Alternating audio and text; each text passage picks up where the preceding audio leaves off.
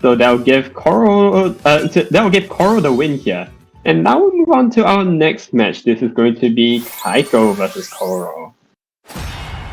So Kaiko today, a little bit, feeling a bit zesty here, pulls out the Croagunk.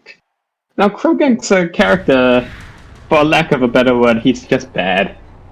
He has some very, very interesting tools though, and he's always a pleasure to watch. So we'll see how these two small characters go at it here. But Kaiko gets to get his game plan started. Already we see Kaiko generating the space that sidewise an extremely important tool for Croagunk in field neutral. It basically acts as his assist for Croagunk, and now we see there are swim loops coming in from Kaiko. Oh, does have those. Opts to swim back, opts to roll the dice, goes for the chip with the gunk shot.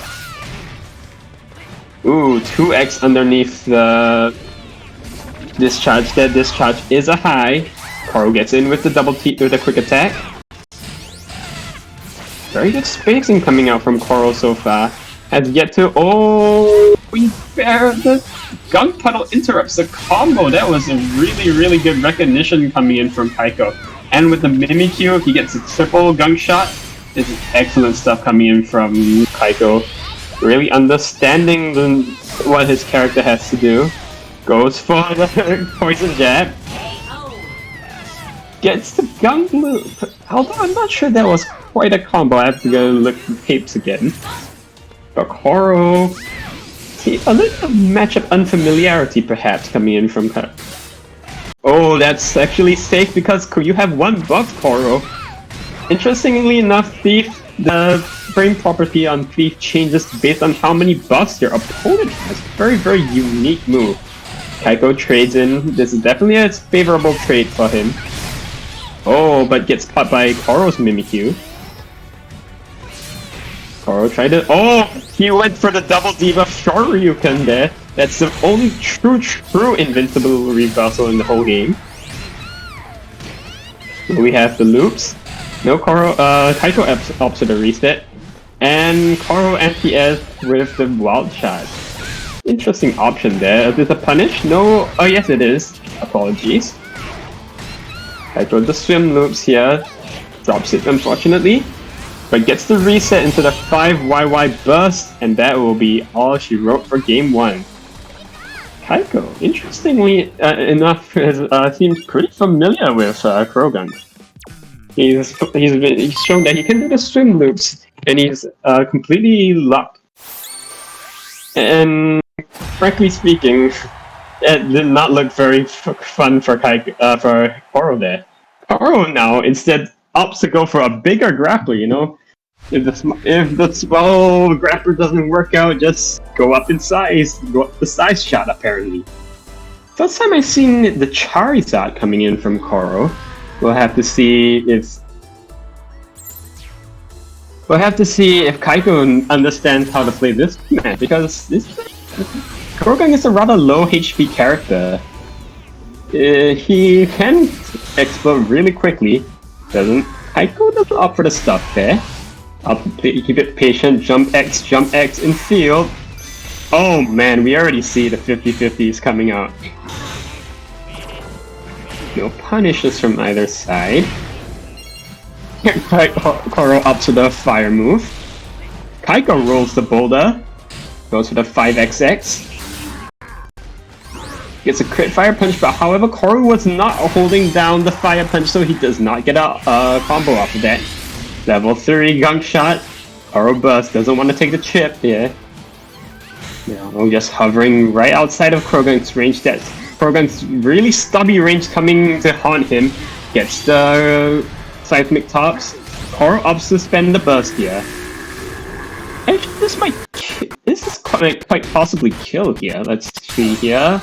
Yes, indeed it does. Coro does know his math here, apparently. And he will take the first round of 2. So far the Charizard looking pretty good for Coro. Kaiko just spacing a little bit, just walking circles around Charizard and field, quite frankly. Rolls the first tornado here.